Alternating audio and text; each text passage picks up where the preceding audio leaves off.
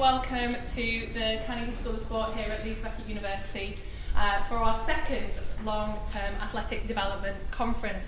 My name is Sue Backhouse. I'm a Professor and Director of Research here in the School of Sport and have the great pleasure and privilege of working with some phenomenal people who really are trying to make a difference in lots of areas of our work, whether that's within school sport, whether that's within NHS and the care that we're providing for people with frailty, whether that's trying to protect the integrity of our sports and the welfare of our athletes.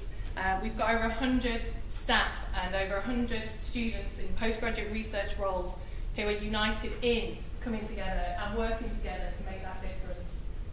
None of these events, though, are possible without incredible efforts and commitments on behalf of lots of people. And I think today, again, symbolises nearly 100 people in the room who are interested in this concept and idea of long-term athletic development. I think really united by the fact there's growing concerns for our young people. They're unhappier, unhealthier than they've been in generations. And I think there's a lot of commitment in trying to understand why and how that's coming about, but also importantly, what can we do together to make the world a better place for young people?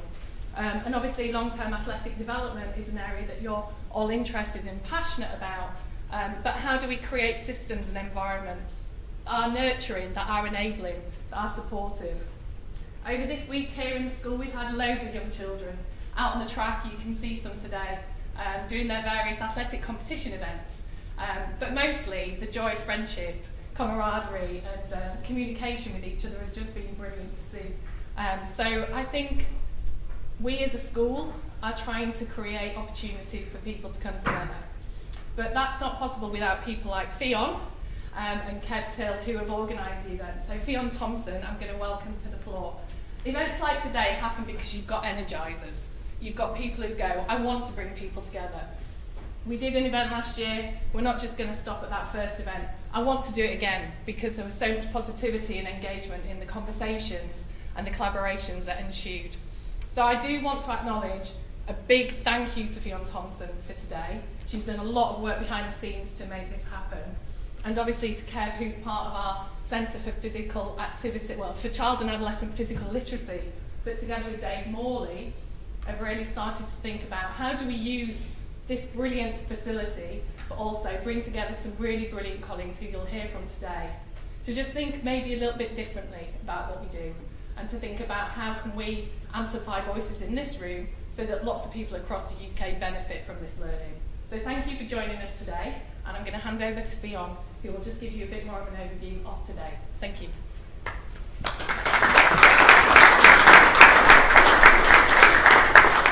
No, thank you very much, Sue. You're too kind. Not going to be talking very long. I'm more going to be doing some logistical things that we have to cover before the day starts. So we are not expecting a fire alarm today. So if we do hear one, please can everyone just go out to the front and you'll be told then what to do. Lunch will be provided later. So we've got a schedule here. Lunch will be provided later. Just make sure there's a lot of events on today. So they're signposted, LTD and Schools Conference. We don't want to be the people that are nabbing off maybe someone else's lunch. So just make sure you take in that session. But lots of food for everyone, so please do enjoy that and that networking event. Just to highlight a little bit of the schedule today, so we have obviously, I'm going to hand over soon to Kev for the conference welcome, and then we've got our kind of first special guest with Sue Woodruff, who's coming, and then we're going to break out into two rooms. So this is lecture 4, directly there across the other side of the room is lecture 5. So please can we just ask, and we're transitioning, if we can do that as quickly as possible, that just will help with the smooth running of the day. So choose whichever session you want to go to. Don't worry though, all sessions are going to be recorded. Today, so if there's a session that you may be going to miss and you really do want to hear the content, we'll send out the videos and lecture slides of everything for today for you all, so you can maybe recap on something that you've missed, or if you want to look over everything for the day. We've got lunch, and just the last thing we'll add thing, the practical sessions. So here, one of these are going to be, 2 of them are in the sports arena. If you're not sure where they are, either ask reception or ask one of the Leeds Beckett colleagues, they'll point you in the right direction. Again, if we can get over there maybe 5 minutes early, it'll take about maybe 5 minutes to get over there for those sessions, just to allow the route smooth running over there. Obviously, these days would not be possible without the amazing speakers that we are going to have. So I just want to say a big thank you on behalf of myself and Kev and Leeds Beckett for everyone who's presented today. And a few of the people behind scene who you probably don't get to see, who this event wouldn't have been possible. So Emily, it's a lovely picture there, and then Karen and Sam. Again, these are some of the people you may not see today who really did make this event possible, so I want to thank them. And then finally, this event would not be possible without our sponsors.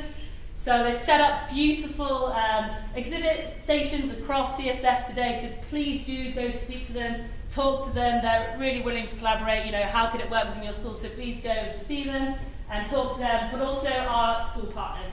So we've got G-Cell, we've got Queen Elizabeth here today, and representatives from Millfield. And this is a partnership that we really want to grow. You know, we've got 3 schools that we're now really partnered with, that we're developing a lot of research, as well as a couple of Prof Doc students are in the room as well. But this is a space that we want to elaborate. We want to collaborate and work and help as many schools as possible. So if this is an area that you're interested in, please do come talk to one of us, and we'll be sending out some information at the end of the day as well. I'm now going to hand over to Professor Kevin Till. Obviously, Sue's already introduced him, so he's now co-director of our new centre in Children and Adolescent Physical Literacy, but he's also worked and done a huge amount of research across both physical activity and health, as well as within talent identification and development systems. So we're very lucky to have him today to start us off. Get up the slides.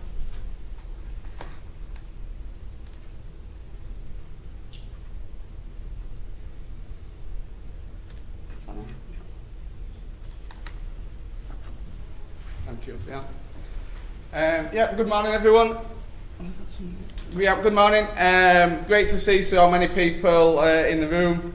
Just like Sue and Fiona said, we're keen to get momentum. We feel we've got good momentum in this space. We're keen to support and collaborate with people, and really excited for the day ahead. Just to reiterate, big thanks to Fiona. She's done a lot of the work in terms of pulling this together. So big thanks, and again thanks to the sponsors and the speakers in relation to that. So I guess my job for the next 30 minutes or so is really to introduce our new centre. So this time last year we didn't have a centre for child and adolescent physical literacy. We launched that in November, and really this is our first conference event as part of that centre. Although we have had a few events over the year in relation to it, it's really great that we're able to bring that together in terms of holding the conference today. So I guess my job is really to probably explain a little bit around that journey, around what is physical literacy, what does it mean, and then hopefully try and bring it to life for the school's context, what that means, but also for each and every one of us in our role in trying to develop physical literacy with young people. So that's the aim. So just a quick introduction in relation to myself.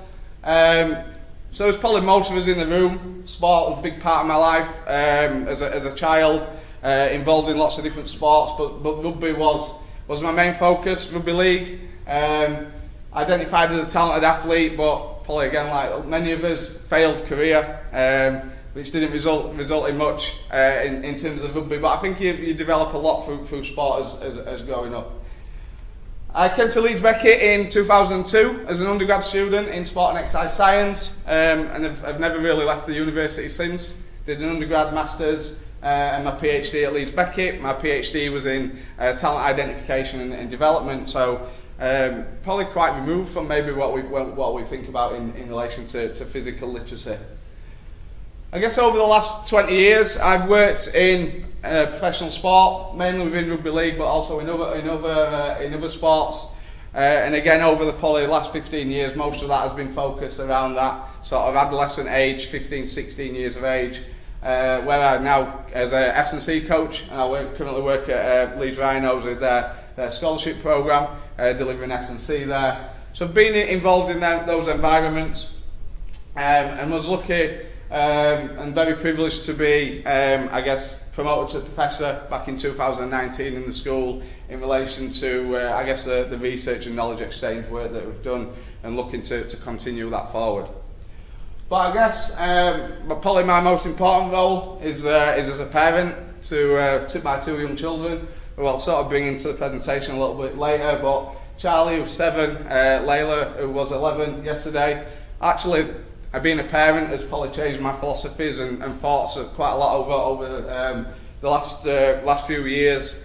And I guess from a coaching role, I'm now responsible for 34 7 and 8 year old young rugby league players as well. So I guess sort of come full circle in a way. I think I have a range of experiences in relation to child and adolescent, and actually what that means as a coach and a practitioner in each of these, and that's what I'll probably try and tie this physical literacy in relation to today. In terms of thinking around the presentation, and actually I sometimes have a bit of an identity crisis. I'm like, what am I? What am I trying to achieve, and who am I? But I guess in terms of this, and I think this reflects in the conference lineup, actually, when I went back to it and what we were trying to achieve, I think I'm really about optimising the development of young people, of youths, okay? And I think that comes around these four areas that we want young people to be fit and healthy, okay?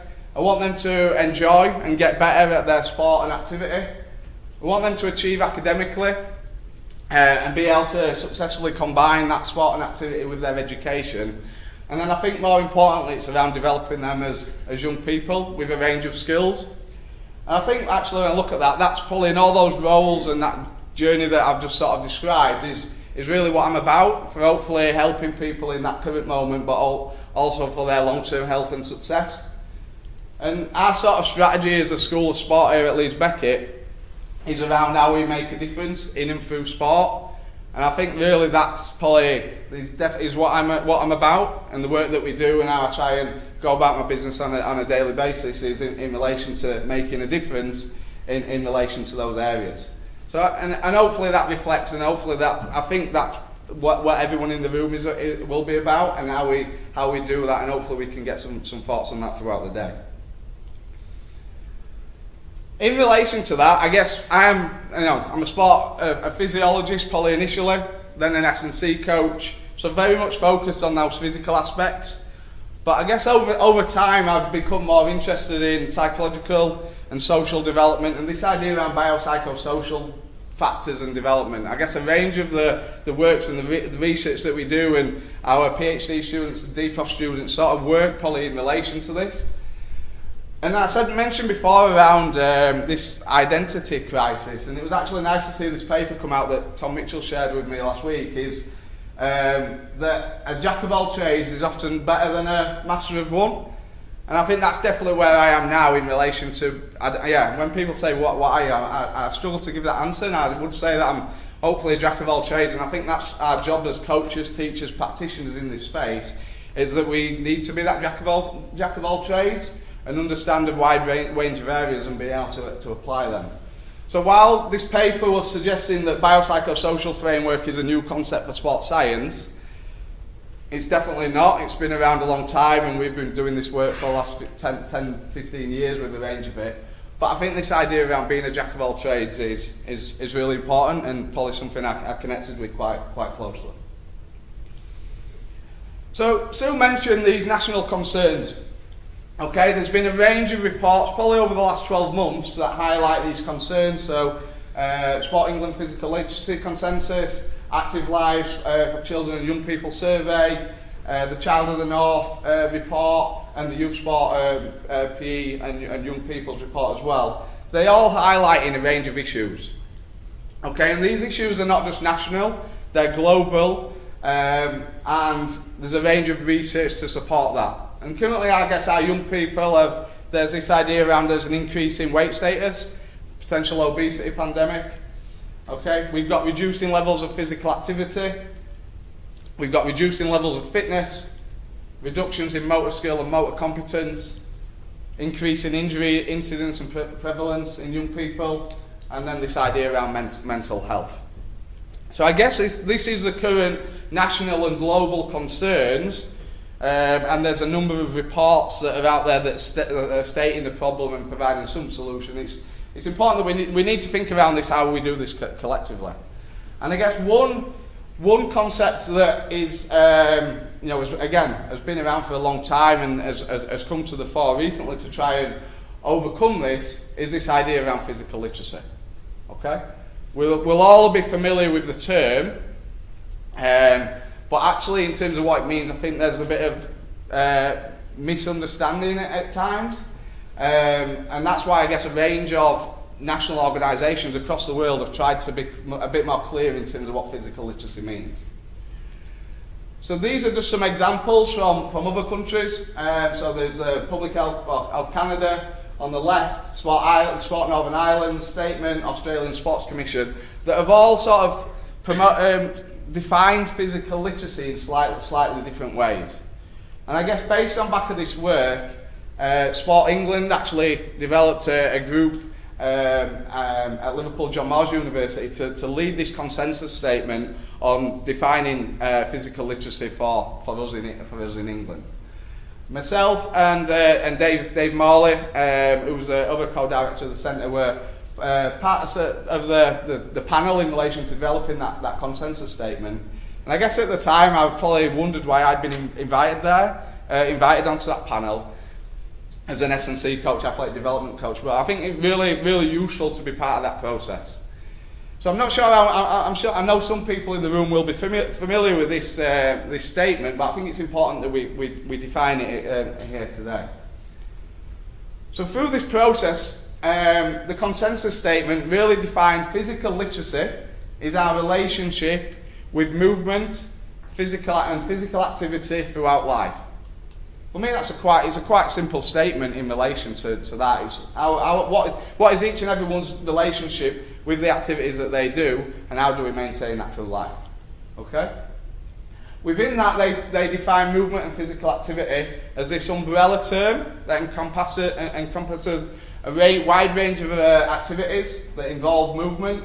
So that can include what's not limited to sport, active recreation, play, exercise, lifestyle activities that we do, active transport. So it's covering a wide range of activities in relation to movement and physical activity.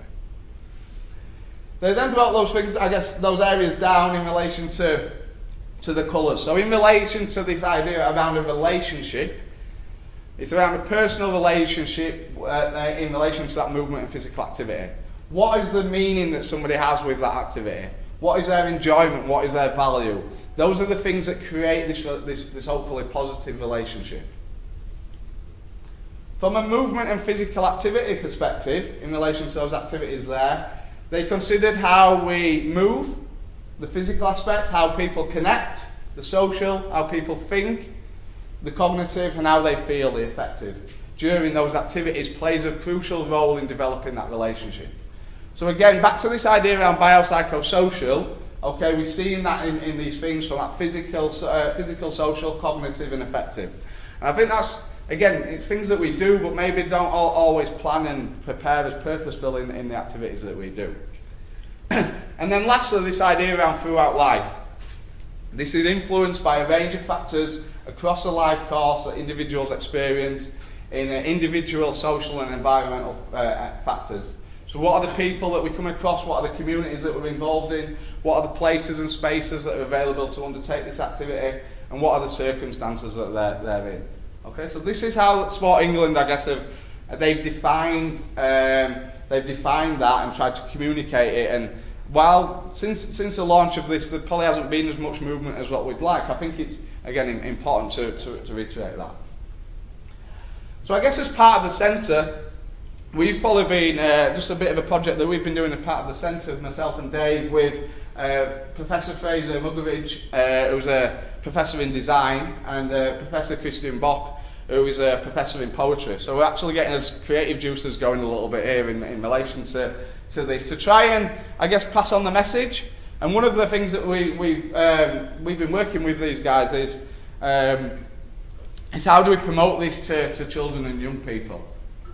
Okay, so actually Christian is a renowned poet. Okay, and he set a task of himself to create a poem that uses only words with 4 letters. Okay, which we can see there in terms of make a move, love, play a game, play. Okay, and then Fraser has been working on more of the design and graphic aspects of that in relation to try to present that, and he's looking at how we can promote that on billboards and through other areas as well. So this is something that I guess we've been trying to do, and if people have got ideas and feedback in relation to this, they'd be really welcome. But hopefully it's something that we can promote to young people in relation to being creative and to understand the process.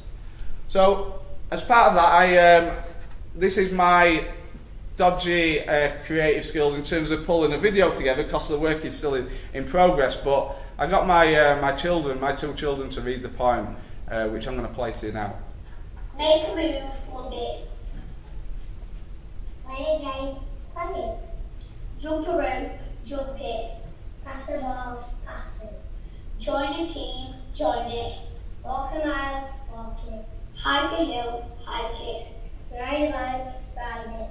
Swim a lake, swim it. Surf a wave, surf it. Tame fear, tame it. Give a hand, give it. Live a life, live it.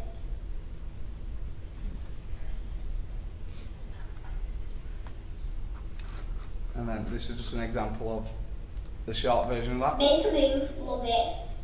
Play it, jump it, pass it, join it, walk it, hike it, ride it, swim it, surf it, tame it, give it, live it. Round of applause for my two children.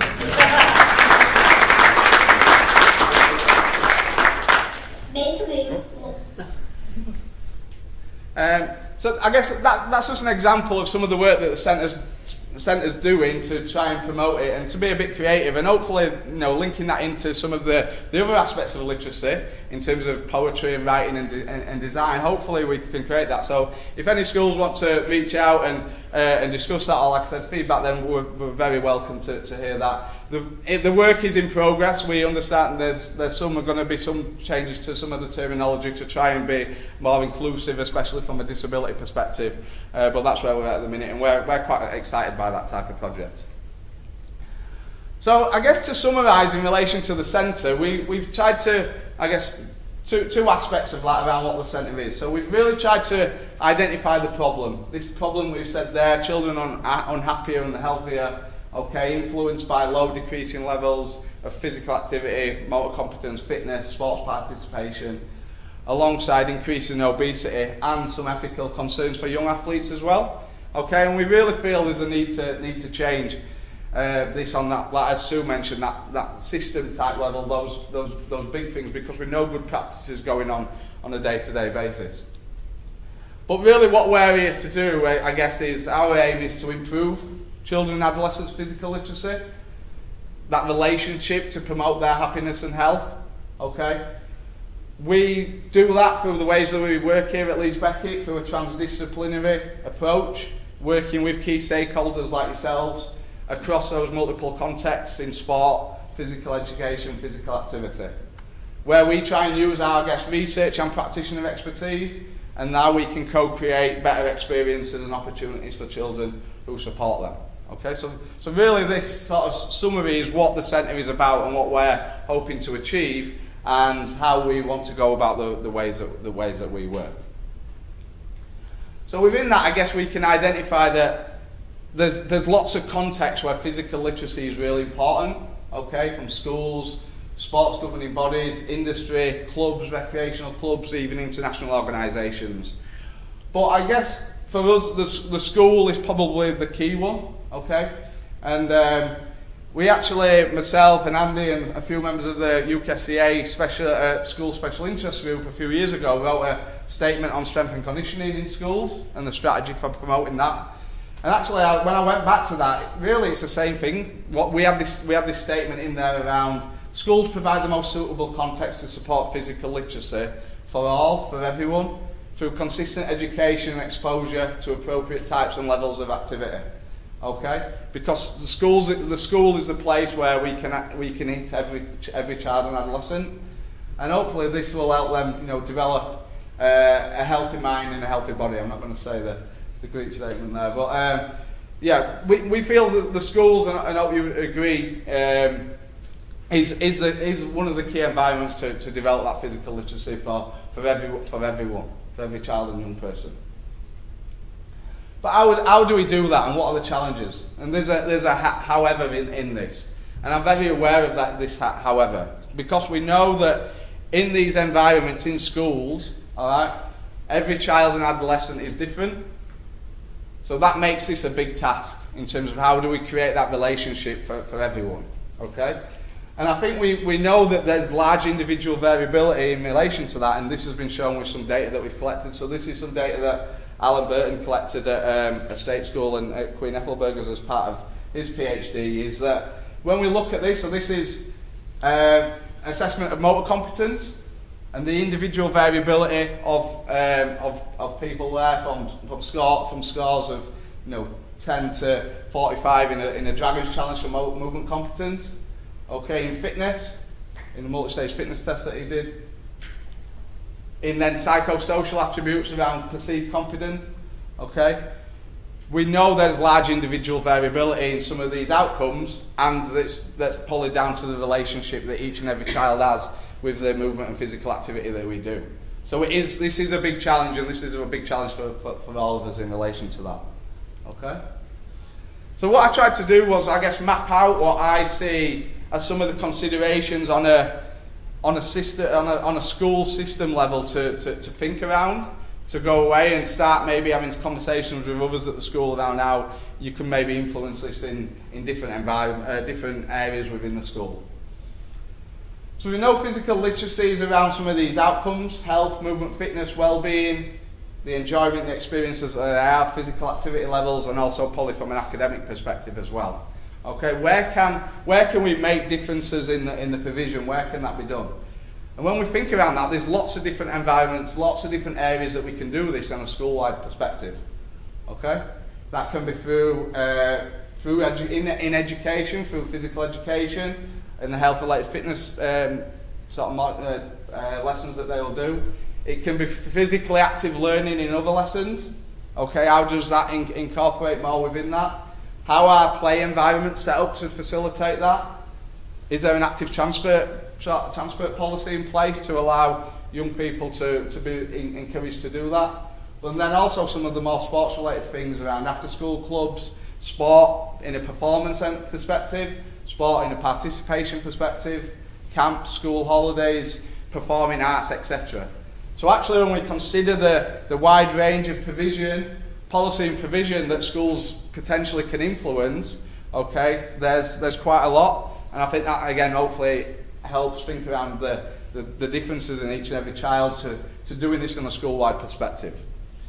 These are my just initial ideas to share, and I'd really welcome people's thoughts in relation to this afterwards as well. But then it's not just the environments, it's also, I guess, the how. There's knowledge and skills for people to be able to do that in these environments. So what are people's design skills to be able to create these places for physical literacy? What are the facilities and resources that may constrain being able to deliver that? Okay? How do we get every staff member behaving in a way that promotes physical literacy on a day-to-day basis? Okay, not just PE and sports staff. Okay, what are the features and the characteristics of the school? How do you engage other stakeholders, especially parents, in relation to that?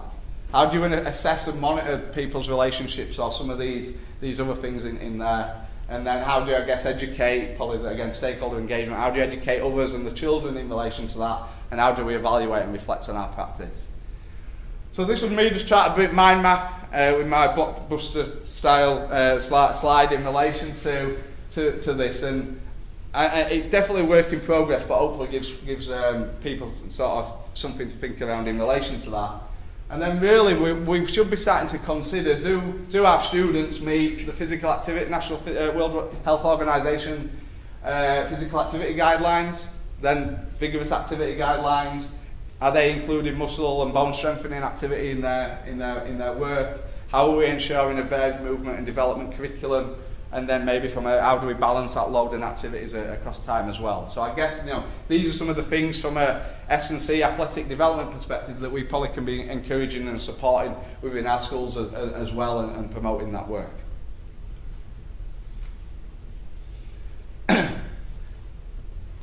So I guess just moving on slightly. So for me, relationship with movement and physical activity is about impact.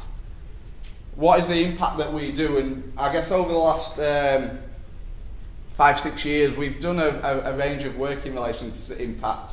I guess Fion's work, PhD was associated with this, and Ian Cowburn and Fika have done this around what are the impacts of being in a programme.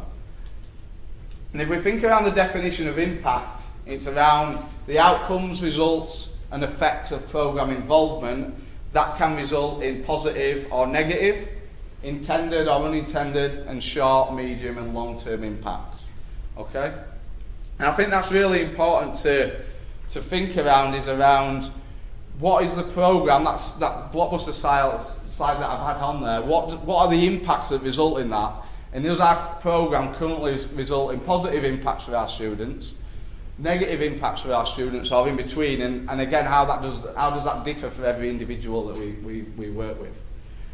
So again, I'm not going to go into this in detail, but this is really, I guess, the sort of final summary of Fion's work, is that where she evaluated this in sports school student athletes, not from a physical literacy perspective, but from a holistic perspective, in relation to the sports school student athletes at 16 to 18, where she tried to understand the features and characteristics of a school, okay, from an athletic, academic and psychological perspective, and then what were the immediate, short-term and long-term positive and negative impacts that came from that. And when we can understand that, we're then able to make interventions in place, which has happened, I guess, at Queen Ethelburgers, where this work's been done, and Fion's also, I guess, shared that with the wider community in relation to thinking around that. So for me, this is sort of a bit of more of a system level evaluation, things to think around in relation to an impact perspective. I then want to bring that back to really like moving away from the system and the individual's like interaction, individual session. And this is work from a colleague of ours, Bob Muir, in the sports coaching group, who developed this idea around a practice planning and reflective framework. So how do we plan and reflect on our sessions, okay, and our interactions? So within this, Bob, I guess we've got the goals of the programme. What are our current goals? If we want to move to this idea of physical literacy, then our goals of the programme have got to be related back to those four things. Movement, how do individuals move, think, feel and connect with the activities that they're doing. Okay? So what are the goals from those perspectives that lead to these outcomes? So if we break that down into weeks or sessions, okay, we should then have, I guess, somewhat objectives associated with those weeks or those sessions, activity objectives, that allow, that again, if we're from a physical literacy perspective, should be from move, think, feel, connect. Okay? We can then start to make assessments in terms of how our learners, or those children and young people, are engaging in those activities in relation to those things. And ultimately, really, in session, there's only two things that we can control. Okay? One of those is the structure, the learning activity structure that we use. So what is the activity that someone's doing? Okay? And then our behaviours as a coach or practitioner in that setting in relation to that. Okay? And you can see there's interconnecting arrows here in relation to these, because all these areas interconnect. Okay? Because our coaching behaviours may be related to the activity. Okay? The learner engagement in that is probably related to the activity and the behaviours that we use. But maybe we need to start moving towards having our objectives and making decisions in relation to how individuals are moving, thinking, feeling, connecting with the activities. What that allows us to do is be able to reflect in action, so make decisions within a session to maybe change things and assess how it's going, but then also reflect on action afterwards in relation to that, in terms of an evaluation of that, to make sure we're working towards these.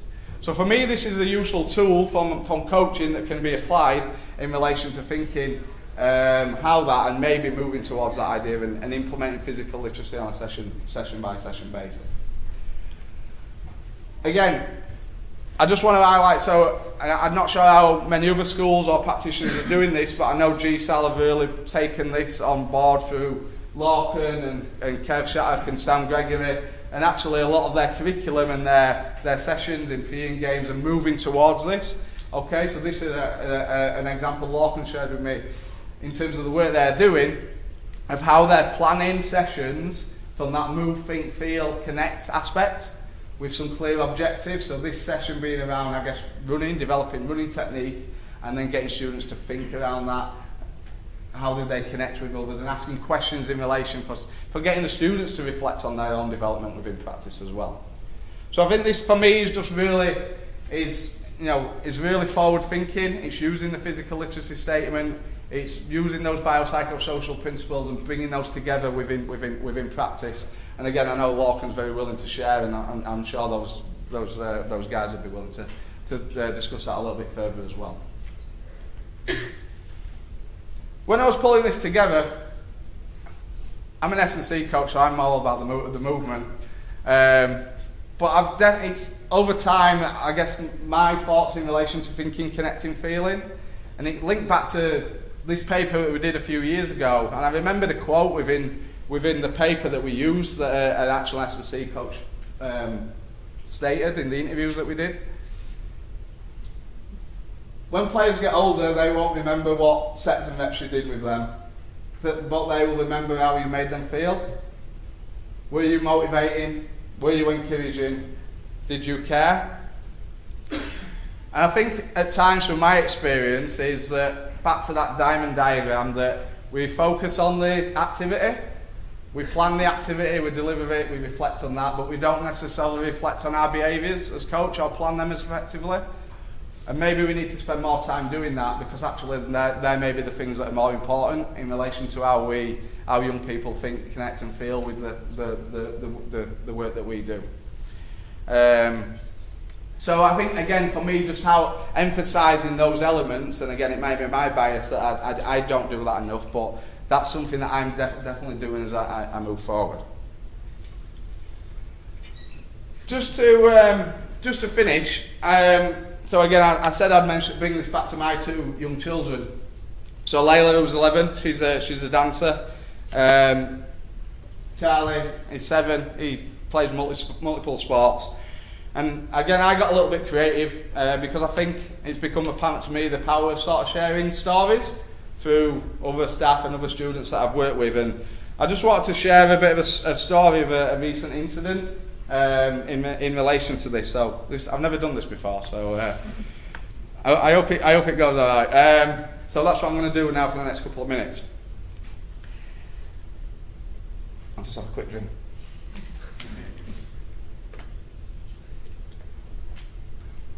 Monday the 20th of May. It's a usual Monday evening where I return home about 8 p.m. after taking Layla to dance. I enjoy Monday evenings whilst I fight the Wakefield rush hour traffic and just work on my laptop in the dance school corridor for a couple of hours. I get a sense of happiness knowing I'm supporting my daughter in following her passion. The journey home on this Monday is no different. Me and Layla chat about what she has learnt in class, the positive comments made by her teacher, but also how she's lucky to have the opportunities that many others don't. I get a sense of pride knowing she worked so hard, has a sense of connection with her activity and her dance friends, and is also developing a range of movement skills that only her dad could ever wish for. I unpack the car and enter the house and get a feeling something isn't quite right. Charlie's at the top of the stairs, looking sad. My wife Emma enters the hallway, looking a little upset and angry. Whilst I do the dance run on a Monday night, Emma takes Charlie to a rugby session, which isn't the one that I coach. I place my bags down, and Charlie walks down the stairs. I ask, "What's the matter, son?" Charlie replies, "I've been told I need to think about whether I want to play rugby. I don't want to go back there." Confused, I reply, "By who?" Charlie replies, the coach's name, before giving me a big cuddle. I give Charlie a cuddle, calm him down and try to reassure him. As things settle, I ask Emma what had happened. She explains they were playing an 8v8 game, how Charlie had been tackled quite hard by an older player, got hurt and cried. I have a number of concerns straight away. Why is a group of 7-year-olds playing 8v8? Why is Charlie playing with a group of players that are 2 years older than him? Emma continues to explain that Charlie wasn't the first player to cry that night. And at the end of the session, the coach stated to the children that they need to think carefully whether rugby is a sport for them. I had a mix of emotions: frustrated, sad, angry. What was the coach thinking? They're only 7 years old. How do I handle this situation? I really hope Charlie is okay. I decided to let things calm down, hoping Charlie would forget. Kids often forget, don't they? Charlie loved his rugby and playing with his friends, and I didn't want to reiterate the message.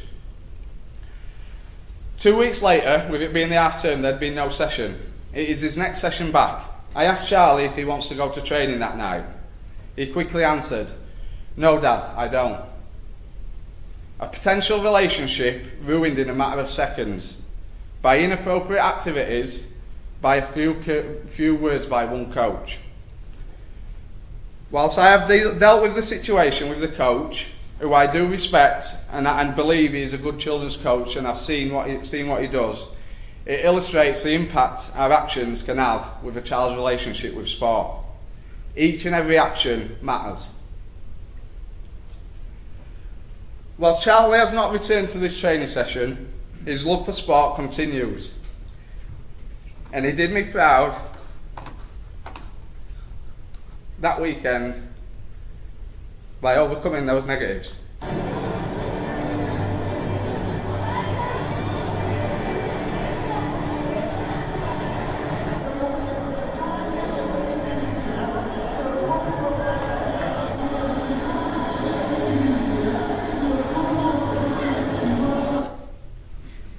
Kick off the old block, mate. So yeah, he was lucky. That was the Saturday after the incident on the Monday, and he didn't want him to stop playing rugby. He went there, was lucky enough to play at Headingley at half time in front of 15,000 people. Scored 2 brilliant tries. Don't know if it's a smile or an angry look on his face, but he got captured on the TV as well. And he got a bloody nose in the game as well, and he didn't cry that time. But hopefully that story, that's just, and we've all got these stories, and I'd encourage people to share those stories today. That's just one incident of one day, and we can do that. But for me, I just wanted to share that, because I honestly do think that every interaction and action that we do as practitioners matters. So yeah. So I guess just to conclude, obviously Sport England have put out this statement around a consensus statement that physical literacy is our relationship with movement and activity throughout life. For me, if we always remember that, I think we had a workshop on Monday, it might have even been Lachlan who said this, physical literacy is the macro connector. We should always be linking back to how we create that better relationship. How can schools create better policy and provision to enhance that physical literacy based on the model that I presented? And as individual practitioners, we should be planning, delivering, reflecting on our activities and our behaviours, for me now in relation to moving, connecting, thinking and feeling. And let's be the ones that create the positive impacts. Thank you very much.